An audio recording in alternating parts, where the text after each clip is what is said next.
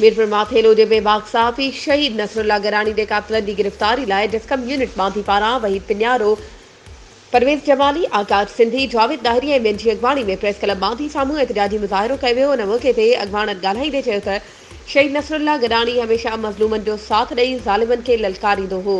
जेका ॻाल्हि सरदारनि भोतारनि खे न वणंदी हुई जिन हुन खे शहीद करायो आहे, जंहिंजी सख़्त लफ़्ज़नि में मज़म्मत करियूं था। उन्हनि वधीक चयो त असांजे मक़ामी पुलिस प्रेशर घटाइण लाइ कुझु माण्हुनि खे गिरफ़्तार करे खेनि ज़बरदस्ती क़त्ल जी ज़िम्मेवारी क़बूल कराई।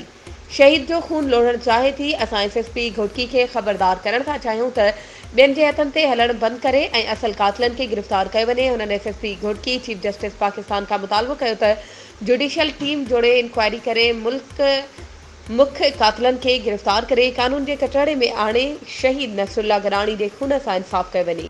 वधीक ख़बरुनि ऐं अपडेट्स जे लाइ असांजे चैनल खे सब्सक्राइब कयो ऐं हा, बेल आइकन खे प्रेस करणु न विसारिजो त जीअं असांजी हर नई अचण वारी वीडियो तव्हां ताईं पहुची